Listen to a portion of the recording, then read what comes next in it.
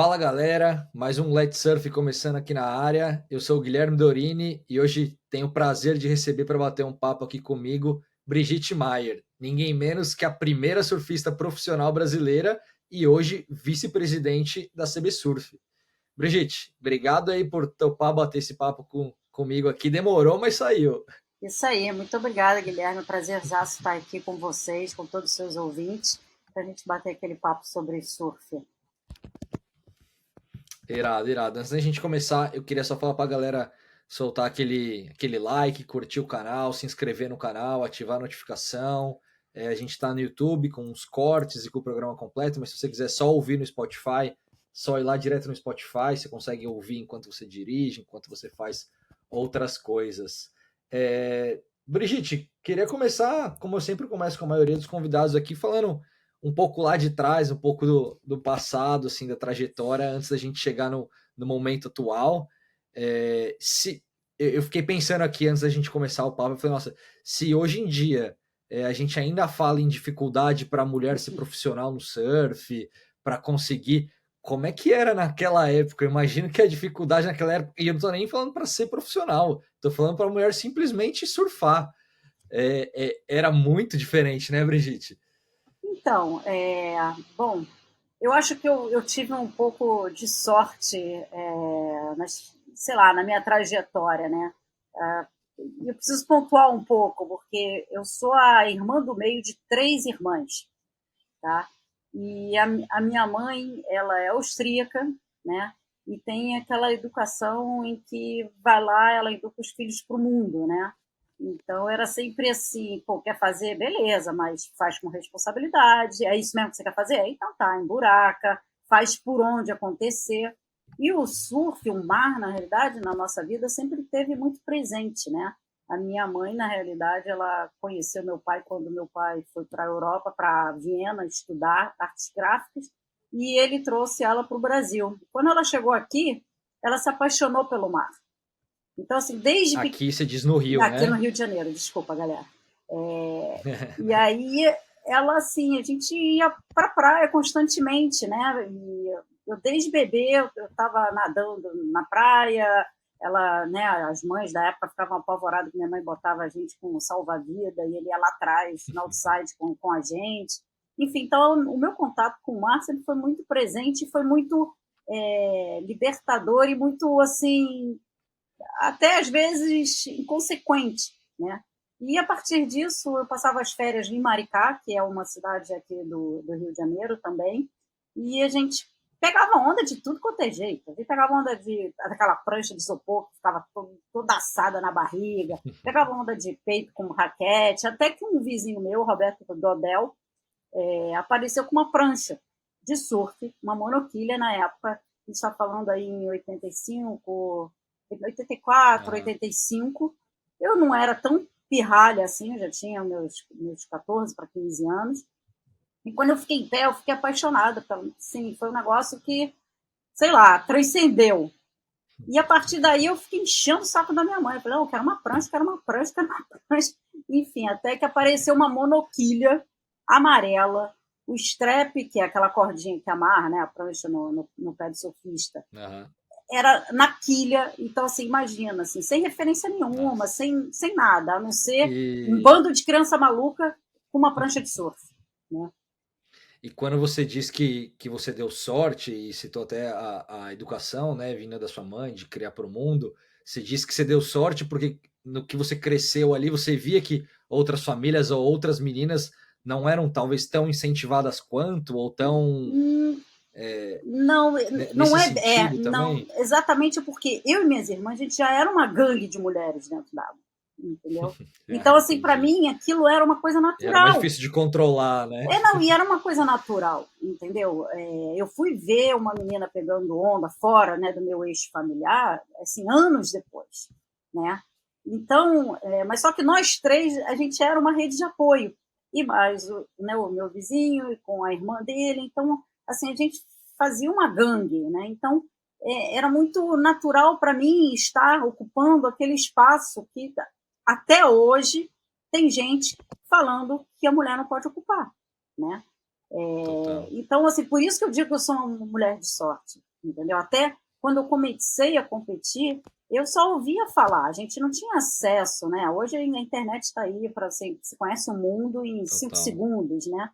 Então a gente não tinha acesso. E eu estava surfando um dia lá na Barra, aí um outro amigo, que depois virou um grande amigo nosso, o Peixe, que surfa de inboard, falou assim: Nossa, você surfa legalzinho, você sabia que vai ter um campeonato daqui a 10 dias lá no Sul? E eu já era uma criança hiper competitiva, né? Quantos anos isso, Brigitte? Isso eu tinha de 15 para 16. Comecei a surfar em 84. Em 86 eu soube desse evento que ia ter lá em Santa Catarina, em Florianópolis, que ia ser uma seletiva para o intercâmbio, que foi o primeiro intercâmbio Brasil-Estados Unidos aqui no Brasil. Então, era uma seletiva com o feminino e o masculino, em que os atletas iam poder, junto com a Federação Americana, trocar treinamentos e informações. E eu cheguei lá em Santa Catarina, não sabia nem como é que funcionava isso, entendeu? Eu falei assim, primeiro que eu virei para minha mãe, olha só, eu encontrei com o menino lá na praia, e o menino falou que eu surfo direitinho, vai ter um campeonato daqui a 10 dias e eu quero ir. Ela olhou assim para minha cara e falou assim, ué, mas como assim? Alguém que se parou, conheceu na praia? Então, era um campeonato que já teria modalidade já teria.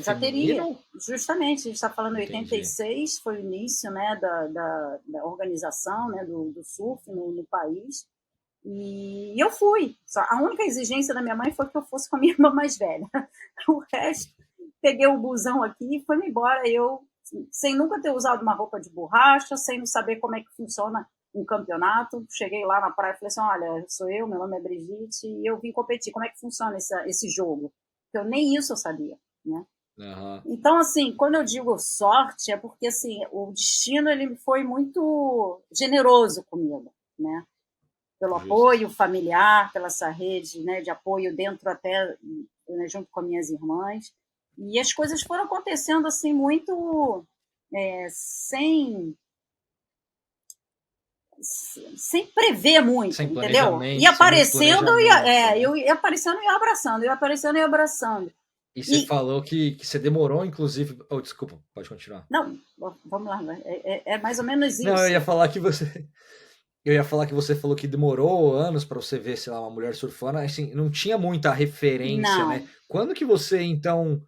Você já falou que você já era muito competitiva, que você já sentia isso dentro de você, mas quando que clica, vira a chave e você fala, que você pensa e fala, não, peraí, será que dá para eu levar isso para minha vida, de fato, que isso vai ser meu futuro? Como funciona na cabeça? Então, as únicas meninas que eu conhecia na época, que eu ouvia dizer, que de vez em quando aparecia numa revista, era a Roberta Borges e a Tamira Damasceno, que elas são do Rio, que elas eram lá do Rio Grande do Sul, e eu sabia que elas eram as melhores do país. Aí, quando eu cheguei nesse evento, né, eu literalmente mirei, né, coloquei um target nas costas dela, né, e falei, ó, é isso. E eu cheguei lá, fiquei em terceiro, fiquei atrás dos grandes nomes nacionais, né. Irado. E aí, isso a gente tá falando 86, né? Você chegou a falar 86. E aí até a profissionalização são 4 anos. Aí você se profissionaliza em 90. Isso. Aí eu fui em 2 campeonatos mundiais ISA, né? Em Porto Rico e no Japão. Quando em 90 eu resolvi viajar para a Europa, correr Esses 2, desculpa, eram considerados amadores ainda, é isso, né? Sim. Na realidade, eles eram eventos para amadores. Entendi.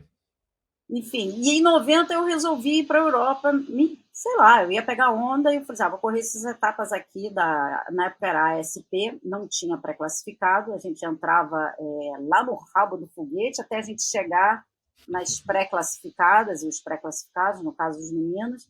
E, enfim, mais uma vez o destino foi generoso ou nem tanto comigo, porque quando eu cheguei na Europa, eu fui furtada no aeroporto e levaram tudo meu, tudo, minha bolsa com tudo, passaporte, cartão de crédito, igual quando dinheiro. Você acabou de chegar, assim, não tinha nem competido ainda. Nem tinha competido. E eu só fui perceber... E você foi com quem? Eu fui com umas meninas aqui do Rio de Janeiro, a Ana Galotti e a Ana Luísa, e a gente ia passar 2 meses competindo. Era perna da França, Espanha e Portugal. E aí eu sentei na calçada e comecei a chorar, né? E liguei para minha mãe e falei, mãe, lascou, não tem um tostão para ir para frente. Enfim, e aí minha mãe falou assim, filha, o que tu quer? Ela mais uma vez me deu suporte, né? Você quer competir? Eu falei assim, quero. Olha, eu tenho um amigo que mora em Madrid, vou ligar para ele, vou ver se ele consegue te emprestar um dinheiro e você vai. E se vira com o que você vai ter. Enfim, e eu chegando na França, eu me dei bem logo no primeiro campeonato. Eu parei nas quartas de final. E com a grana que eu ganhei nesse primeiro evento, eu consegui já pagar o amigo lá do meu padrasto e da minha mãe. Aí, ó. E eu tinha mais uns 6 eventos pela frente. Eu falei, cara, é disso para melhor, vamos embora. Entendeu? Qualquer coisa vendo uma prancha e tal, enfim. Então, até essa minha profissionalização, ela não foi premeditada. Aconteceu porque foi uma necessidade, porque naquela época você precisava definir se você era amadora ou profissional. Quando a mulher virou para mim, olha, sua premiação é $500, você é amadora ou você é profissional? Você vai pegar a premiação? Eu pensei 2 vezes. Eu falei, não, eu sou profissional.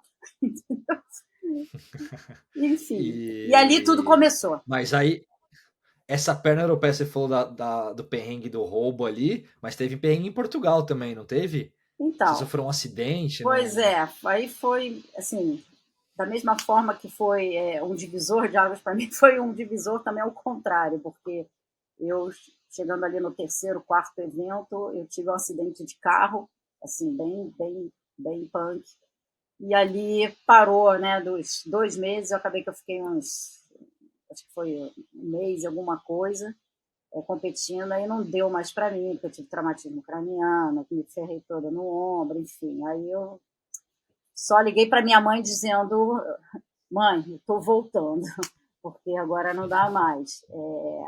Enfim, mas foi um acidente bem grave. A E aí gente volta. está Diga, diga. feliz de eu estar aqui falando com você.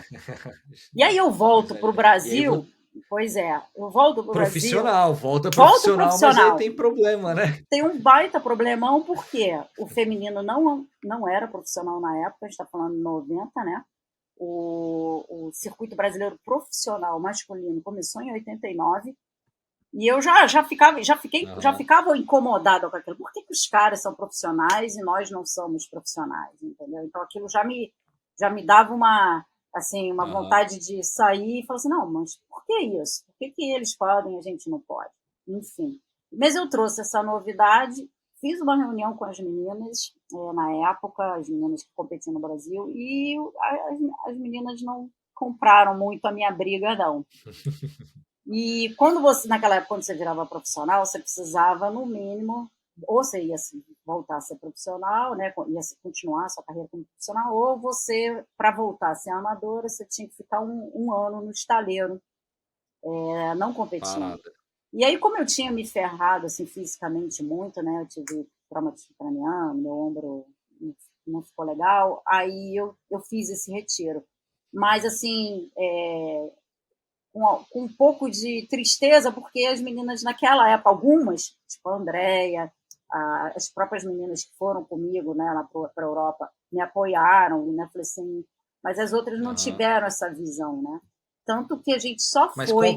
qual que era a ideia, Brigitte, ali quando você chega quando você reúne todo mundo e tenta convencer de começar de fato um profissionalismo feminino ali, que ia mudar para elas? O que ia ser diferente que elas acabaram não topando? Como que era na época? Então, assim, é porque eu não sei se na época tinha essa questão de, virou profissional, aí tem que levar a sério, ou é mais Entendi. fácil tirar a Brigitte, a Ana, a Andréia do caminho, e aí a gente se sobressai no circuito. Eu não sei, eu sei que eu fiquei tão abalada que eu falei assim, cara, vocês estão perdendo uma oportunidade. E a ideia era pressionar, né? Na época, a Abrasc, né, que era a entidade que comandava, né, o surf Que profissional tomava no conta do Brasil, surf. e chegar lá e falar assim, não, a gente quer ser profissional. Mas, enfim, tudo tem seu tempo, né?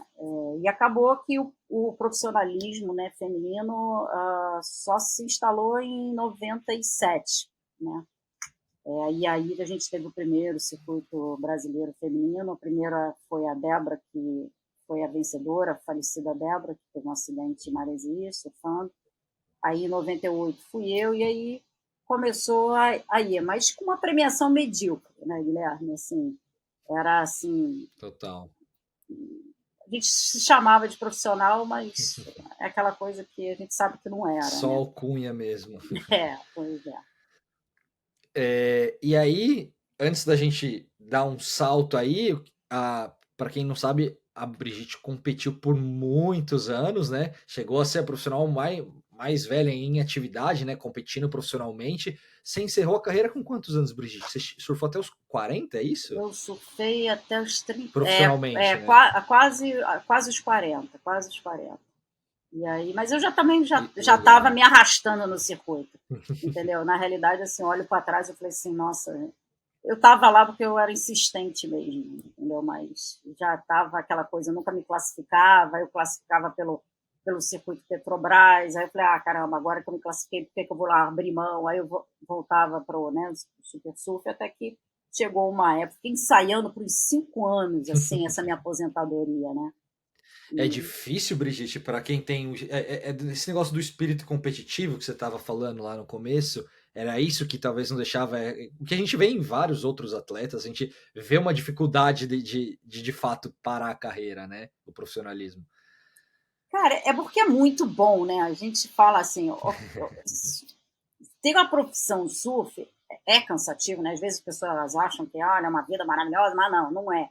É difícil, é desgastante, é vida de aeroporto, é vida de cama que você não curte, longe da família, você abre mão de um monte de coisa. Mas é uma vida que, para mim, era maravilhosa, porque era o meu trabalho.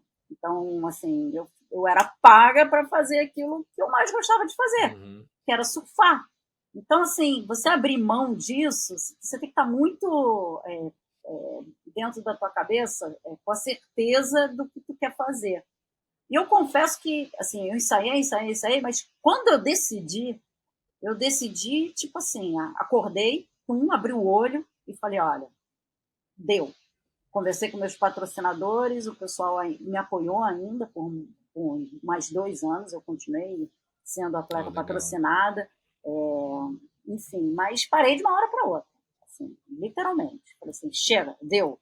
E nunca mais, assim, o pessoal pergunta, pô, você não tem saudade? Eu ia nos campeonatos, prestigiar, trabalhar como comentarista, né? Eu ainda era a representante dos atletas, né, dentro da Brasp.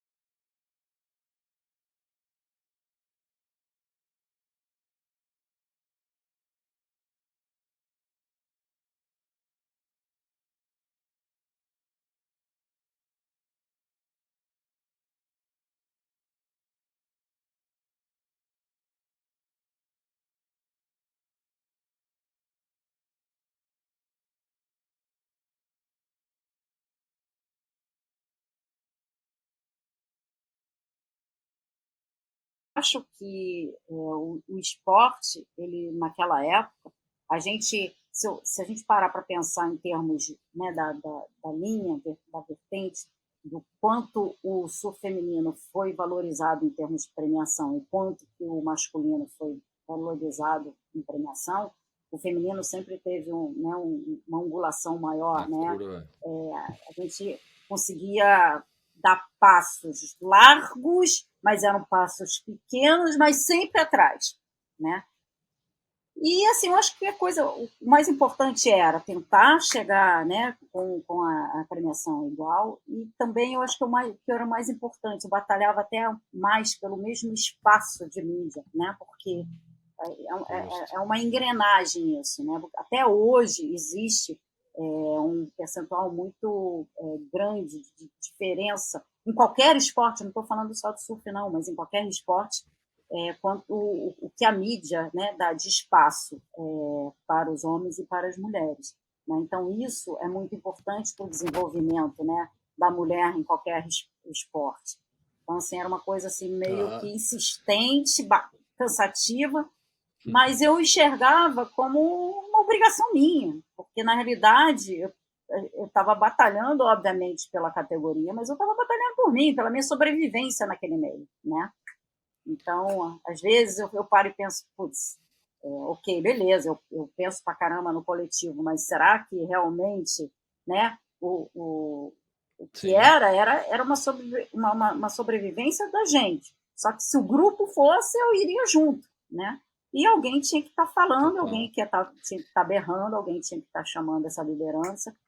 E você Enfim. falou que em 90 ali, quando você volta e tenta começar o profissionalismo, você não foi. A ideia não foi tão abraçada assim quanto você esperava. Você até falou que se sentiu um pouco de frustração naquela época e tudo mais. Na maior parte desse período, como conselheira ali, do representante do surf feminino ali, você era mais uma voz solitária ali, tentando gritar ali, ou aí nesse decorrer do tempo já sentiu um pouco mais de apoio de outras meninas? Como Eu que acho que da foi essa comunidade em evolução? geral, sabe, Guilherme? Porque assim, a gente está falando aí na década de 2000, né? E aí, assim, o mundo já era um mundo diferente. A gente já tinha mais espaço. E ali as meninas se deram conta que elas teriam ali uma possibilidade de alcançarem voos maiores, né? E a sociedade em si começou a mudar um pouco. E dentro da Abrasp, eu sempre fui muito respeitada, sempre tive voz. Então, assim, eu acho que virou um outro cenário, né? Talvez até com a maturidade, né? Porque eu era muito nova, enfim. E depois já tinha mais uma idade, né? Então, conseguia ter E argumentos mais fortes, né? Talvez. Eu acho que sim. poder de convencimento É, maior. é. E como que era a relação de patrocínio, de apoio nessa época, Brigitte? Acontecia, ainda era muito diferente, era muito sofrido conseguir apoio, conseguir patrocínio. Qual que era o cenário do surf feminino naquela época, em relação a apoio e patrocínio?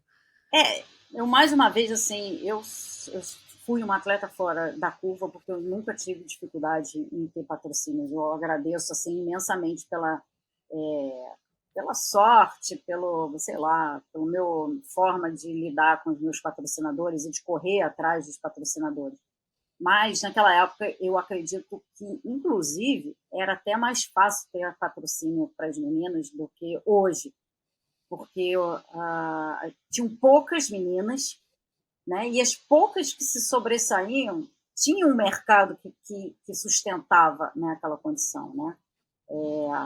Um pouco mais difícil para umas, um pouco mais fácil para outras, mas enfim, eu acho que hoje é muito mais difícil você ter um patrocínio do que antigamente, talvez pela quantidade e talvez pela uma quantidade menor de oferta, né, de empresas que estão patrocinando. A gente observa isso tanto no feminino quanto no masculino, né? São poucos atletas hoje que têm patrocínios fortes que podem realmente sobreviver somente do patrocínio e não, né, das Mas aí é um problema premiações. econômico do país, Brigitte? Ou que você acha que se Eu, deve esse fato de, pô, eu porque se acho que você mudou. pensar cruamente, assim, se a gente pensar friamente, vou dar uma opinião que muita gente deve estar pensando isso agora, pô, mas como hoje é mais difícil conseguir patrocinador, se o Brasil hoje é o país do surf, se o Brasil tá no, sei lá, Jornal Nacional, tá na mídia aberta, tá no Sport TV, por que hoje é mais difícil do que naquela época? Existe uma resposta para isso, Brigitte? Eu acho que o mercado surfwear Assim, mudou. desculpa, e aí não tô falando só no feminino, né? O feminino já tem a dificuldade que a gente já Uhum. conversou, mas mesmo o masculino, a gente tem muitos relatos de, pô, tem a gente no tour do, assim, a gente vai falar muito de CB Surf e Dream Tour, mas só para levar para um cenário mais macro ali, tem surfista do tour que às vezes surfa de bico branco, brasileiro de bico branco ali. Tem, Tem como explicar? tem atleta que surfa no circuito mundial com bico branco, né? É isso, no tour, Eu acho no que o WCT, né? mercado, né, o mercado mudou. Acho que a surfwear, que era tão presente ali na década de, né, final de 80, 90, anos 2000, mudou o mercado. Né? A gente vê até as grandes marcas hoje, né, as tradicionais de software, tendo um outro direcionamento. Então, o mercado mudou. Então, hoje o patrocínio não é do software, né? Assim, é fora desse mercado. Então, ou você vai para uma baita empresa internacional, que aí a gente vê os nossos tops, né, do mundo com patrocínios de empresas enormes, ou você vai pegar uma empresa ali do teu bairro, da tua cidade e tal, mas com uma outra pegada. São poucas softwares hoje que existem e que bancam os surfistas. Isso é o meu entendimento, né? Quando eu olho, eu vejo assim, tem poucas marcas genuínas que continuam no mercado e com a mesma visão de devolver ao esporte surf o que ele é a subsistência da marca, né? Então, eu acho que é isso que mudou e talvez os surfistas, alguns surfistas não estão conseguindo enxergar essa mudança que, na verdade, você tem que ir para outros mercados ao invés de achar que a grande marca de surfwear vai lhe patrocinar, que é hoje uma coisa que já está cada vez mais escassa, né? Justo. E aí, voltando ali para a linha do tempo que a gente estava traçando, vamos dar um pulinho ali, a gente chega em 2019, onde você acaba sendo a primeira presidente, né? Primeira mulher a presidir, de fato, a Abrasp.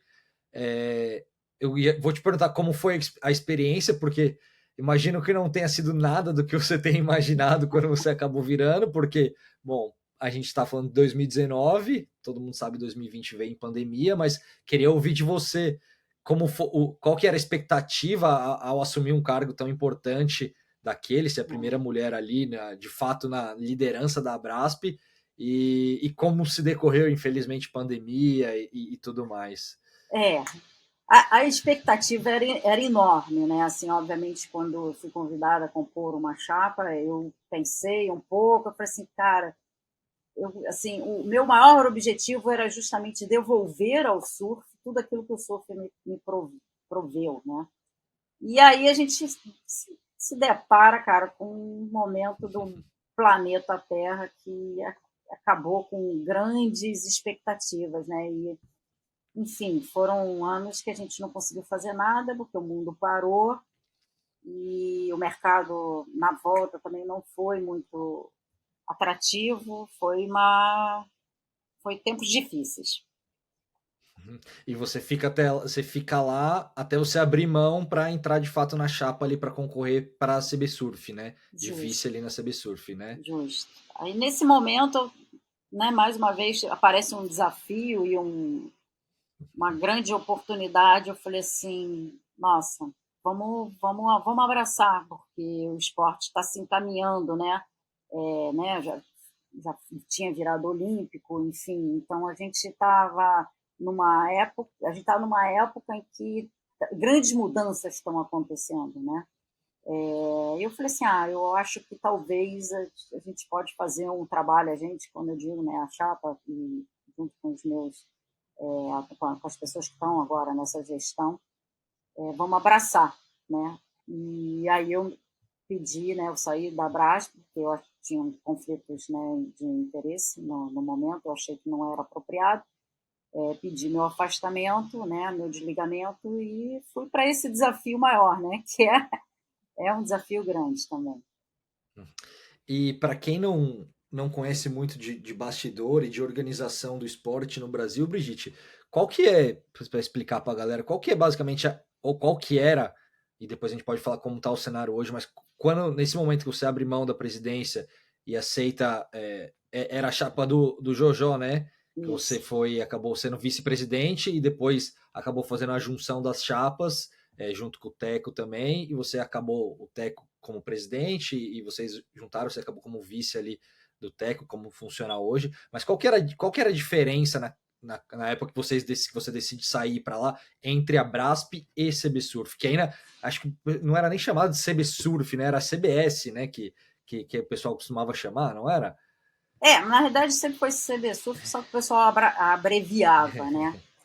A grande diferença é que a Confederação Brasileira ela está ligada às entidades, né, a maior entidade nacional, que é o COB, e diretamente embaixo do Comitê Olímpico Internacional.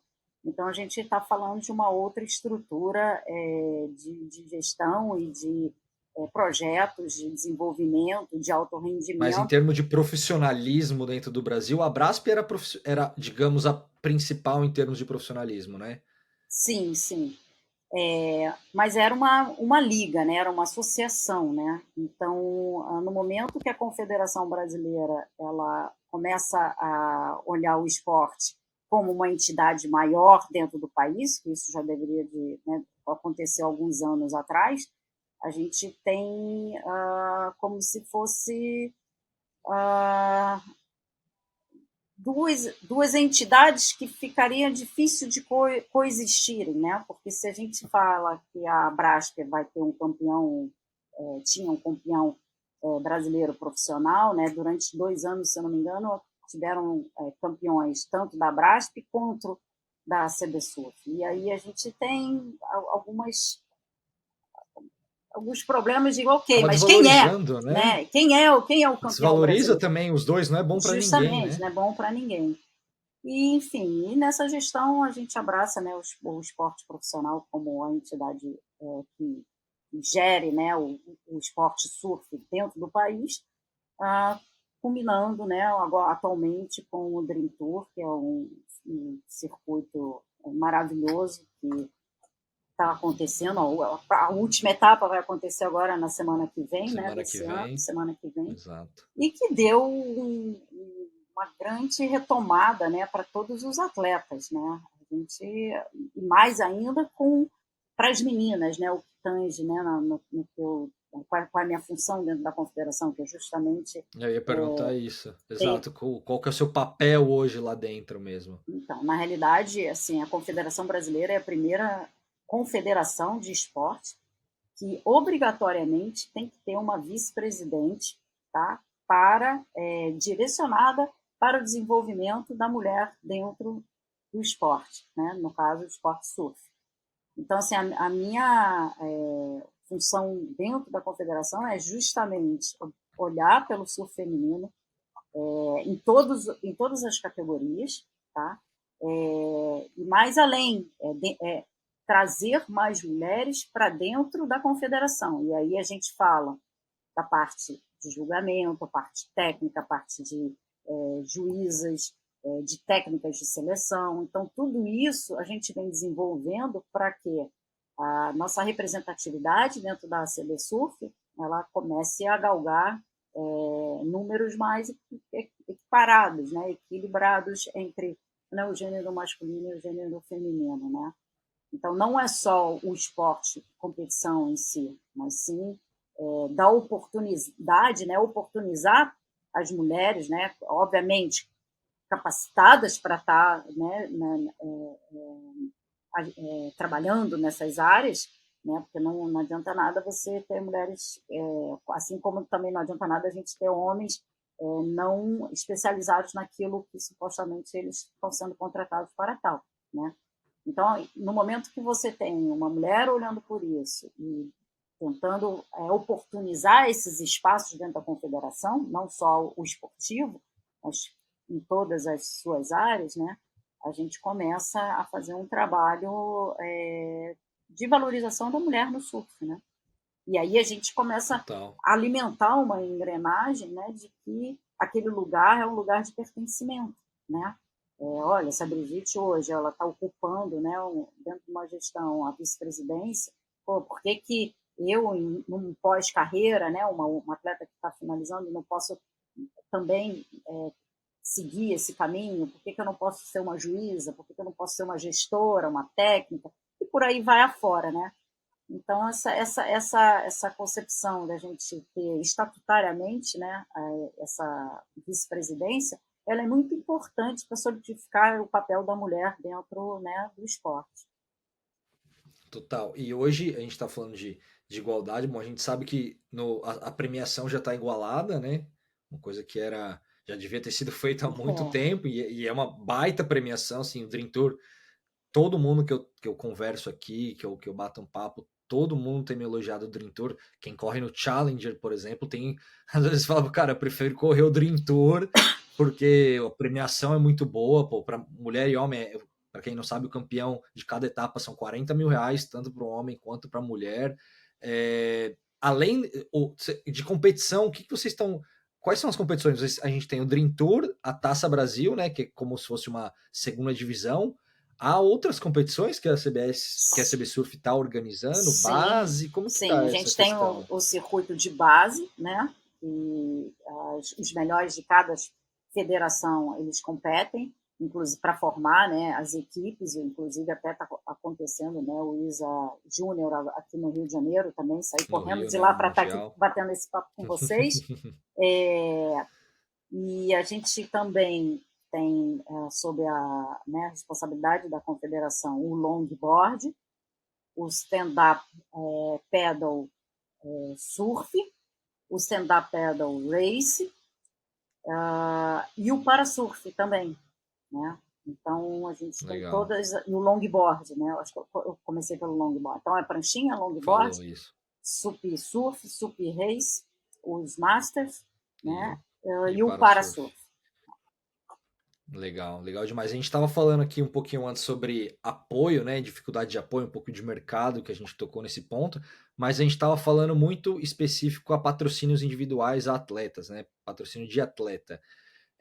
Para quem olha, putz, o Dream Tour tá bem organizado, tá todo mundo gostando, todo mundo elogiando, a premiação alta, mas eu também imagino que não seja fácil, né, tirar essa ideia do papel, esse formato, enfim, ter tirado o Dream Tour do papel, falando financeiramente também, falando quais são os desafios, Brigitte, de conseguir fazer uma temporada, seja de Taça Brasil, mas focando mais talvez no Dream Tour, que é um grande produto hoje, digamos.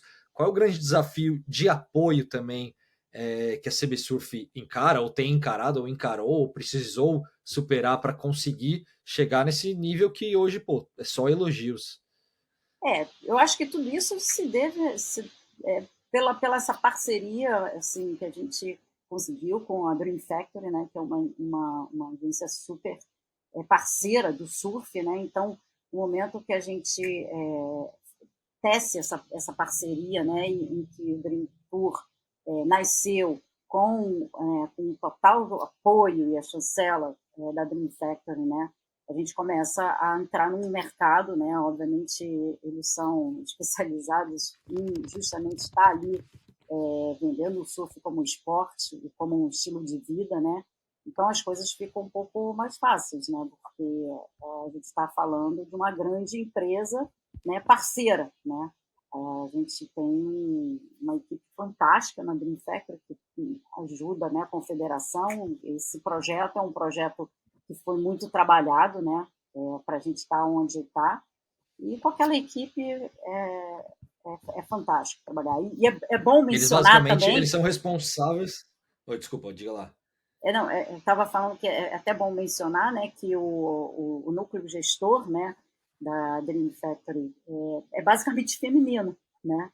Então é bem legal. Que Eu gosto legal. de sempre ressaltar isso, porque a gente tem mulheres assim de grande competência do lado de lá, fazendo esse tour acontecer, né?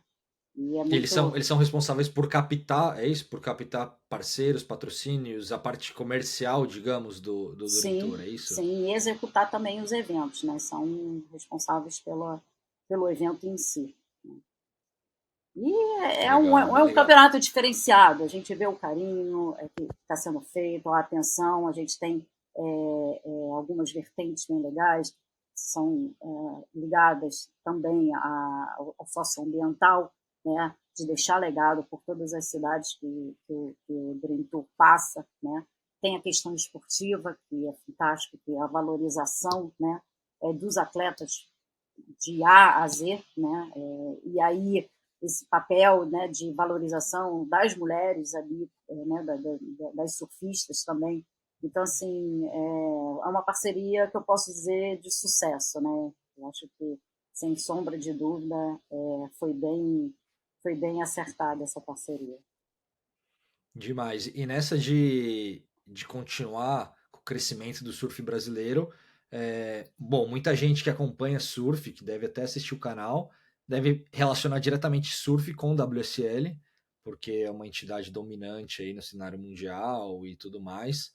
É, como que se é que existe, se é que existe, como que é esse diálogo com WSL, se há alguma parceria nesse sentido para crescimento dos dois lados? Eu pergunto porque a gente tem uma presença muito forte. A WSL South America é gerida no Brasil, né? Então, com uma presença muito mais, apesar de ser chamada South America, a gente sabe que ela é muito mais focada para o Brasil e a gente sabe que eles têm conseguido muitas coisas no Brasil. Há algum diálogo com eles? Porque assim, a gente sabe que também rola uma parada de exclusividade de WSL com atletas que estão no tour, mas de repente alguns atletas poderiam ajudar, por exemplo, no crescimento só de aparição para capacitar mais, pegar mais marca, ou de correr uma bateria aqui, uma bateria ali.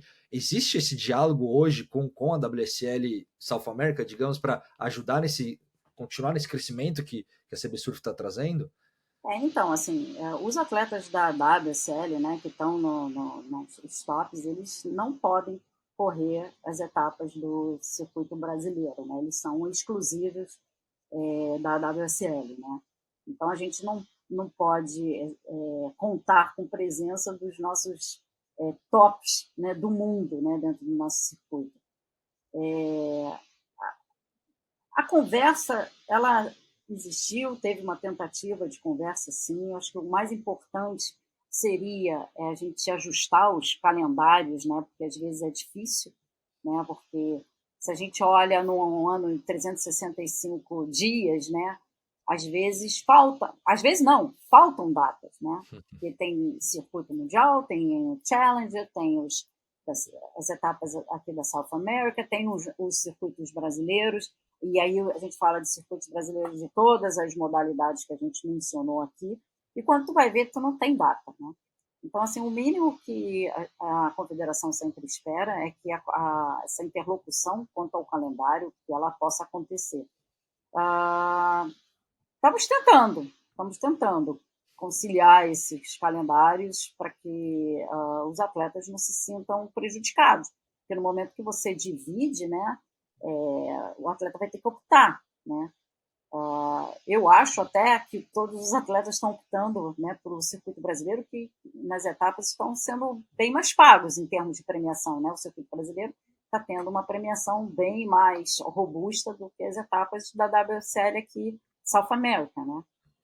Mas, enfim, existe aí um esforço grande para que esse diálogo aconteça, que a gente possa ajustar esse calendário de uma maneira mais sensata, né, para que os atletas não sejam E, prejudicados, né, não sejam prejudicados. e, e esse papo, ele é mais de entidade para entidade, ou atletas já manifestaram o desejo de tentar, porque assim, a gente sabe Acho que que a voz deles é muito, são fortes, ah, né? Então, de repente, se a gente nem tô falando dos tops, mas tô falando de gente de nome que seria importante ter, ou que gostaria, que mora no Brasil, porque alguns que moram fora talvez fica mais difícil, mas os que estão no Brasil que gostariam de competir, eles procuram a confederação para tentar conversar, para tentar um diálogo? Como sim, que é? a comunidade inteira, né, almeja isso, né? Então, assim, existe uma conversa muito forte entre os atletas e a confederação. Na realidade,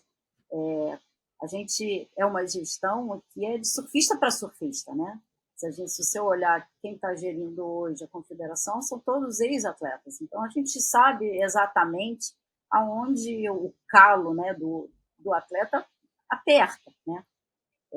Então, assim, a gente está sempre muito aberto a essa conversa, né? Acho que esse diálogo ele é importantíssimo de acontecer. Eu, como ex-atleta e como, também, igualmente, como uma representante de atleta, né, por muitos anos, eu vejo isso como uma necessidade primordial dentro de uma entidade, entendeu? Porque a entidade só existe por causa dos atletas, né? Então, essa conversa sempre existe a nível confederação, né, e atletas do Brasil, e vamos um dia após o outro, né, tentando melhorar todo esse cenário aí que às vezes não consegue se conciliar, né? Mas é isso aí, vamos tentando. Irado. E para a gente encerrar o papo aqui, eu vou te deixar uma facinho, tá? Mentira. Eu acho que não é nada fácil, mas acho que é uma pergunta que eu já ouvi comentários, pessoas que comentam, pessoas mandam mensagens sobre isso. São duas em uma. Por que nunca teve e se estamos próximos de uma Brazilian Storm feminina? Então, a gente volta. Essa pergunta é uma pergunta difícil, mas é uma pergunta até muito fácil de ser respondida, né? Se você olha para trás, né, todo o Brazilian Storm hoje é reflexo do que aconteceu há uns 15 anos atrás, 15 anos, exato. né? Por aí, aonde todos esses grandes nomes, né, que hoje, né, disputam o topo da pirâmide do circuito mundial, né, eles tiveram um apoio desde pequenininhos, né? Apoio que eu digo viajaram pelo mundo inteiro surfando, né, as ondas, tinha patrocínio que estavam ali incentivando esses atletas, né? Empresários, técnicos, olheiros, e isso não se deu no feminino, né? Cada vez que um nome grande, aí a gente pode citar a própria Andréia, a Tita, a Jaque, a Silvana, né, que são as meninas que mais longe chegaram, né, no tour, foi esforço próprio, entendeu? Foi alguma coisa de tipo Uma assim, eu batalha. vou e eu vou. Não foi algo que foi preparado Quando se a desde... gente comparar com o masculino, quando algum menino começava a brilhar, a gente pode até pegar os grandes nomes aí, quando Sim. Gabriel, Felipe, eles com 10 anos de idade, as marcas, os surfwares ali, Volcom, Ripcur, Billabong, eles já estão com olheiros na praia para pegar esses meninos desde 10 anos e já botar grana. Tem gente que tem, sei lá, gente que tem 12 anos, tem 30 anos, mas tem 12 de temporada havaiana, são 12 anos indo para o Havaí todo ano. Justamente. Isso que faz muita diferença, né, Brigitte? Sem sombra de dúvida. Eu acho que, assim, uma coisa é você ver vários talentos do surf feminino que ficaram no meio do caminho que não tinham experiência nenhuma em ondas de consequência, ondas onde acontecia um circuito mundial. Então, isso tudo vai refletir, obviamente, no aclamado e desejado, né, Brazilian Storm de saias, né? Isso é uma das coisas que, assim, eu venho olhando, até dentro da nossa gestão, a gente está olhando para uma geraçãozinha muito nova para que elas possam ter essas possibilidades, né? Porque não adianta ficar surfando onda aqui do Brasil e achar que vai chegar lá em Margarete, no Havaí, em Pipe, Tiahupo, nesses lugares onde a gente sabe, né, da consequência da onda, né, de como é importante você ter uma quilometragem naquela onda, né? Então, assim, são um dos E planos... quantos anos são essa geração? Essa geração que você está falando que vocês estão de olho é bem novinho mesmo? É coisa de bem, 10, 12 anos? 10, 12 anos, né? Isso E pra qual que é o gente. papel da confederação nisso, Brigitte? Digo, você falar, você, por exemplo, está tentando, a ideia é tentar dar essas oportunidades que vocês não tiveram, por exemplo, que as mulheres não têm ao longo dos anos, para que essa geração talvez comece a colher ali algumas coisas e poder aproveitar e crescer junto com isso. Assim, além, obviamente, das competições, dos incentivos que vocês dão ali, há alguma outra maneira que a confederação pode tentar ajudar nessa questão? Sim, eu acho que é muito importante os intercâmbios, entendeu? A gente já tem isso como projeto, né? E vamos tentar concretizar essas coisas. Essa questão de levar essas meninas para outros lugares e até aqui Fazer dentro do viagens com elas e até mesmo. dentro do país a gente tem ondas dentro, né, do Brasil que são ondas que vão poder lapidar o tubo, que aí a gente tem Espírito Santo, tem Fernando de Noronha, enfim, ondas que possam auxiliar na questão do aéreo, treinamento em piscina para, né, a gente massificar o aéreo. A grande diferença hoje dessa geração internacional do feminino é justamente essa segurança que elas têm desde pequena para jogar um aéreo numa bateria e pegar tubo de responsabilidade como o que está acontecendo atualmente, né, no circuito mundial, né? Então, assim, é um trabalho de médio a longo prazo, né, que a gente enxerga, e dá esse Porque sentimento de pertencer, entendeu? Na hora que você fala talento não falta, né, Brigitte? A gente sabe que mão de justamente, obra, assim, talento.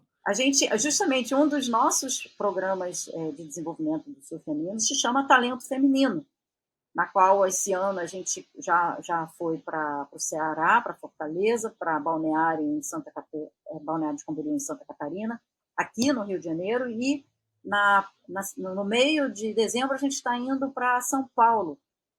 Cara, a gente abriu as inscrições e em menos de uma semana eu tenho 47 meninas da faixa de 6 a 18 anos inscritas. Nossa.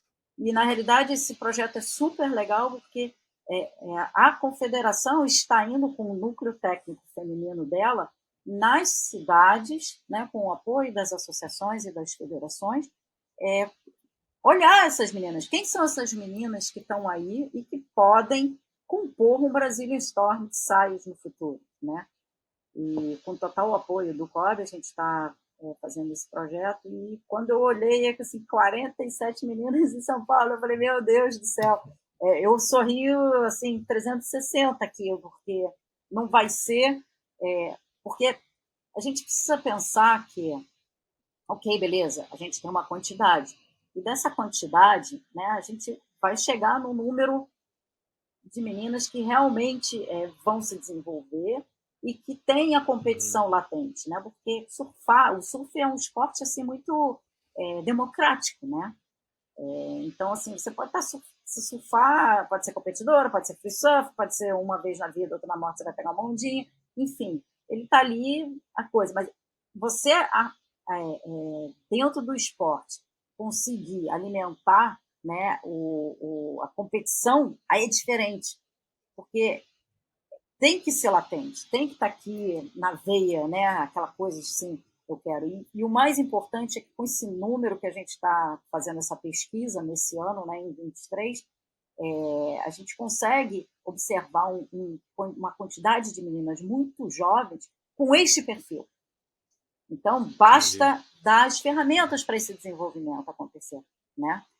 Parece até simples, basta, não, é difícil, mas quando você já começa a trazer números quantitativos, né, sei lá, de 150 meninas, você vai ter ali aqui, 10, né?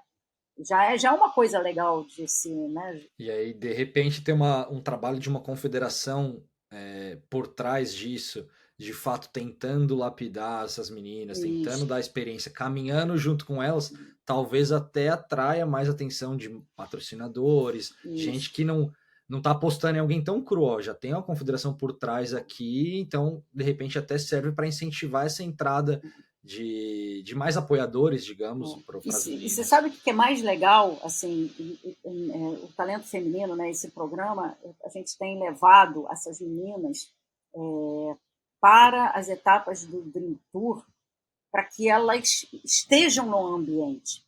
Então a gente já teve essa oportunidade. Já respirando justamente. E aí elas olham aquilo com um objetivo mental, entendeu? Ok, beleza, a gente está falando de crianças de, sei lá, 6, 10, 12 anos. Né, Brigitte? Justamente. E criando a cultura. Justamente. Você vê os olhinhos assim brilhando, e quando você chega e pergunta, e aí, o que você quer ser quando crescer? Assim, eu quero ser surfista profissional, eu quero estar no Dream Tour e eu quero ser campeã mundial. E aí você aflora esse desejo, né, nas meninas e nas garotas, para que elas possam ter esse lugar de pertencimento, né? Então é uma coisa que é sempre devagar, mas assim ajeitando aqui, ajeitando ali, e mostrando para essa geração nova que existe um espaço e que a confederação e o Dream Tour está ali para acolhê-las, talvez, não, sei lá, não vão para o circuito mundial, mas elas vão ter oportunidade dentro de casa de serem atletas, né? Então, assim, é tudo E que de uma... repente, com o nível que o Dream Tour tá hoje, que a CB Surf tá hoje, de repente, para você viver do surf, você não vai precisar ser uma top do circuito mundial. Você vai Justamente, poder ser uma profissional do surf e competir no Campeonato Brasileiro, justamente. competindo aqui em casa. É porque a gente sabe que o circuito mundial é para poucos, né? Até no masculino. Totalmente, Então, assim, totalmente. mas tem E assim, um falando monte de de gente ali dinheiro atrás, né? também, a gente vê o Challenger, que agora esse novo formato, digamos, da WSL, o Challenger é uma coisa que você paga para competir. Então, É se você quer cruel. falar de sobreviver de surf, ele É, é cruel, ele é um moedor de talentos. é, Você tem que você mais gasta dinheiro do que você ganha. Mesmo o cara que foi campeão do Challenger, ele falou: ó, eu fui campeão do Challenger, que é o Fioravanti, o italiano. Eu conversei com ele já aqui no programa. E ele falou, cara, e ele fala, ele dá entrevista e fala: eu fui campeão do Challenger. A minha conta empatou. Agora você imagina os outros 150, sei lá, dos 100 caras que estão competindo, que não ganharam as melhores premiações que foi que eu ganhei, a justamente. conta ficou no negativo para todo mundo. Então, de repente, a gente sabe que o Tour é para poucos, mas tem uma oportunidade muito grande no Enorme, Brasil de você conseguir enorme. ser profissional Sem dúvida, competindo no Brasil. E tá tudo sem bem, dúvida. tá ótimo, é um puta circuito, uma premiação alta, É uma premiação demais. digna, sabe? Que você pode chegar em casa e falar assim, eu sou surfista profissional, né? Coisa É que isso, é isso. muitos, por muitos anos, tiveram que se dividir entre outros ofícios e o esporte, né? Então, hoje, a realidade, esse cenário, junto, né, o Grand Tour, a Taça Brasil, com os eventos das outras modalidades todas, a gente está trabalhando para que esse cenário seja mais atrativo para os nossos esportistas, né? Irado. Brigitte, acho que não tinha como a gente terminar o papo de uma maneira melhor. Acho que para mim foi muito legal. Espero que você tenha curtido também. Obrigado aí. A gente sabe que foi um vai, não vai. Você primeiro teve negócio do Mundial que a gente teve que desmarcar e depois eu acabei desmarcando. Mas, cara, Brigitte, só te agradecer de fato pela sua participação. Obrigado mesmo. Acho que é importante, como você sempre fala, o seu pioneirismo foi muito importante e continua sendo, como vice-presidente, como apoiador, incentivador, como a voz do surf feminino aí no Brasil. Só te agradecer mesmo pelo papo. Eu que, Obrigado, agra- viu? eu que agradeço, Guilherme. Foi um prazerzão estar aqui batendo esse papo com vocês, com toda essa galera que te acompanha aí no programa. E vamos que vamos. É isso aí. Um passinho de cada vez e pensando sempre no melhor para que essas mulheres tenham espaço aí ao sol, ao mar.